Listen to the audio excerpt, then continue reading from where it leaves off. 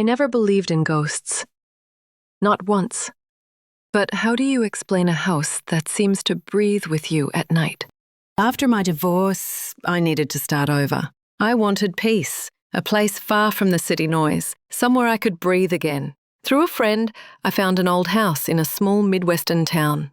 Quiet street, apple trees in the yard, a wide porch. It felt right. But when I stepped inside, the smell hit me.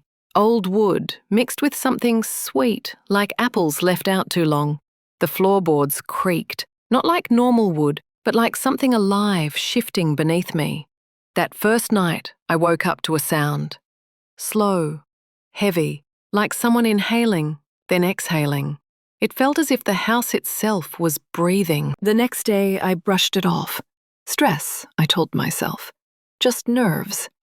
But then I started noticing things. The mirror in the hallway fogged up, even though the air was cold. In the yard, I found an old key, a child's button, a broken hair comb. At night, I dreamed I was walking down a hallway while the walls whispered my name. An old woman in town stopped me.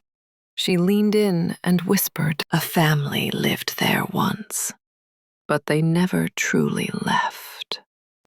That second night, I smelled smoke. I rushed to the kitchen. Nothing was burning. But when I looked out the window, I saw her, a little girl standing in the yard, staring back at me. I ran outside. No one. Just cold air and the sound of dry leaves scraping across the ground. Later that night, the house breathed again. And this time, the rhythm matched mine. On the third night, I found something hidden in the wall, a loose board slightly tilted from the others.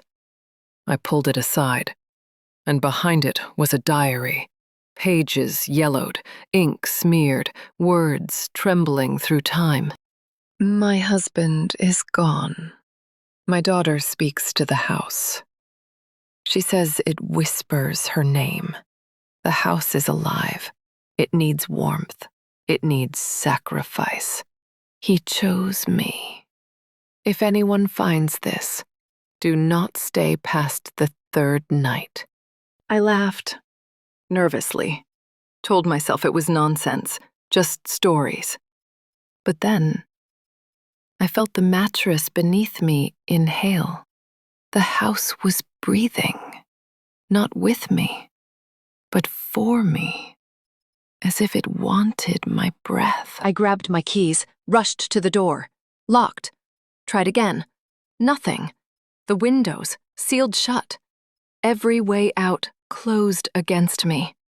I turned to the hallway mirror, and I didn't see myself. I saw her, the woman from the diary. She stared at me and whispered, "It's your turn now."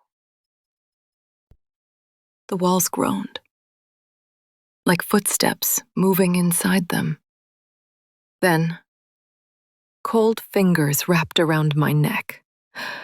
No one was there, but I couldn't breathe. I screamed, and then everything went still. I opened my eyes. Morning. Sunlight poured into the room.